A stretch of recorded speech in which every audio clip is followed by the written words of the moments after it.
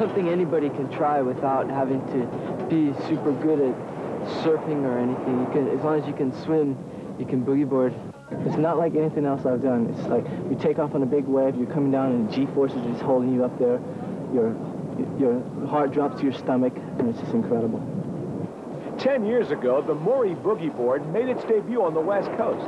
And what everyone thought would be just another fad turned out to be as American as the Beach Boys. And the man who invented it, a surfer's legend. The concept is to just make something soft and easy that gives the feel of the wave. So once I realized that there was a place for this thing, I could see that it would be used a lot of different ways, but had no imaginings that it could be used and would be as successful as it is. No!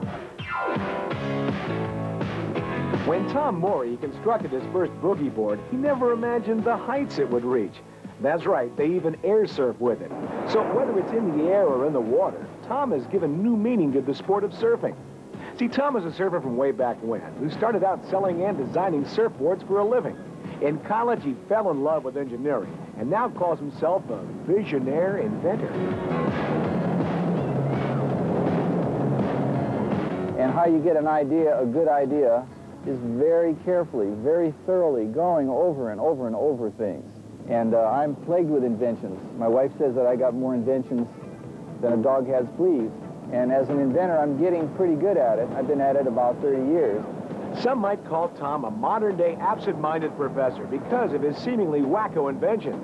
But his wife and 6 kids will tell you different. They say that Tom is a born tinkerer and spends the majority of his time on the beach, dreaming up the likes of air skates, Mylar toothpicks, 3-sided chess games, and a windsurfing yacht.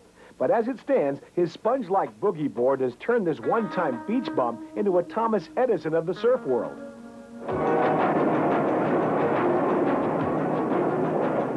Everybody's taken a stone at some time and skipped it, you know, along the water. And that's what these kids feel like. You get a big wave like that, you come completely out of the water and you skip. You have the thrill of the roller coaster, except the fear of death and all that is there because there's nobody planning and engineering any of this except you. Nobody on the road, nobody on the beach.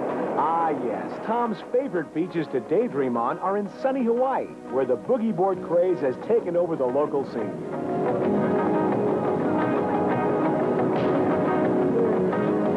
The island kids have taken Tom's invention to the limits. They El Rolo it, kneel on it. Oh, yeah! Stand on it and spin on it at the same time. Whee! And, of course, fall off. Oops!